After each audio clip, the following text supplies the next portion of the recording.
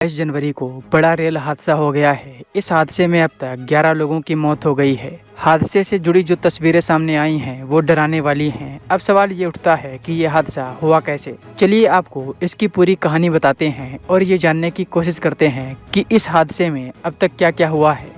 यह हादसा महाराष्ट्र के जलगांव के पास हुआ है। लखनऊ से मुंबई जा रही ट्रेन पुष्पक एक्सप्रेस में अचानक अफवाह फैल गई कि ट्रेन में आग लग गई है। इस अफवाह से ट्रेन के कई डिब्बों में अफरा तफरी मच गई। आग की अफवाह से घबराए लोगों ने ट्रेन को रोकने के लिए अचानक ट्रेन की चेन खींच दी। ट्रेन की रफ्तार जैसे ही कम हुई, लोग जान बचाने के लिए ट्रेन से कूदकर ट्रैक पर आ गए। इस ट्रैक पर तेज रफ्तार कर्नाटक एक्सप्रेस ट्रेन आ रही थी। पुष्पक एक्सप्रेस से कूदने वाले यात्री कर्नाटक एक्सप्रेस की चपेट में आ गए। इस हादसे में अब तक 11 लोगों की मौत हो गई है। वहीं कई दर्जन लोग गंभीर रूप से घायल हुए हैं, जिन्हें अस्पताल में भर्ती कराया गया है।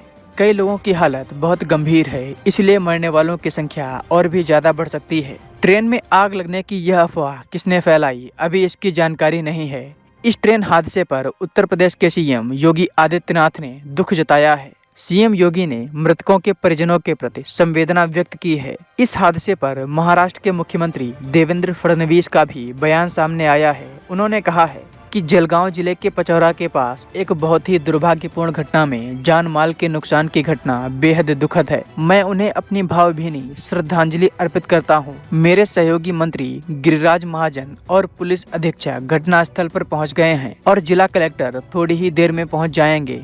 पूरा जिला प्रशासन रेलवे प्रशासन के साथ समन्वय में काम कर रहा है और घायलों के इलाज के लिए तत्काल व्यवस्था की जा रही है। 8 एम्बुलेंस भेजी गई हैं। सामान्य अस्पताल के साथ साथ अन्य नजदीकी निजी अस्पतालों को घायलों के इलाज के लिए तैयार रखा गया है। ग्लास कटर, फ्लड लाइट आदि जैसे आपातकालीन उपकरण भी तैयार रखे गए हैं। हम पूरी स्थिति की निगरानी कर रहे हैं और सभी आवश्यक सहायता तुरंत प्रदान की जा रही है। मैं जिला प्रशासन के संपर्क में हूँ।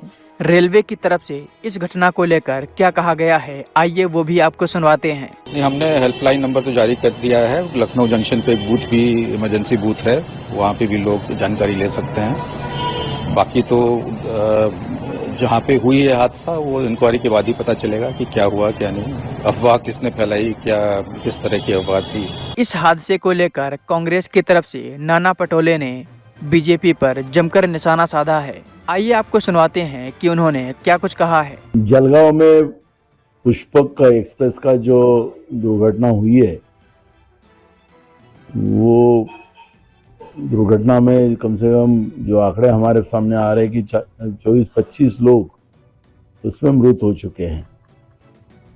हाल ही में आप देख रहे हो कि मोदी जी की सरकार जब से आई है देश में, तब से रेलवे के एक्सीडेंट बड़े पैमाने में बढ़ते जा रहे हैं और ये लगातार होते जा रहे हैं।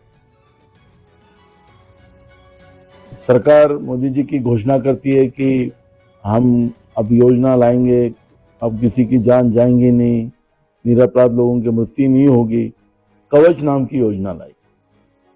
कितना उपयोग इसमें हो रहा है ये भी स्पष्ट हो रहा है। यानी हमारे जमाने में रेलवे की टिकटें सस्ती थी, लेकिन अब मोदी जी की सरकार में टिकटें तो महंगे हो चुके हैं, लेकिन लोगों की जान सस्ती हो।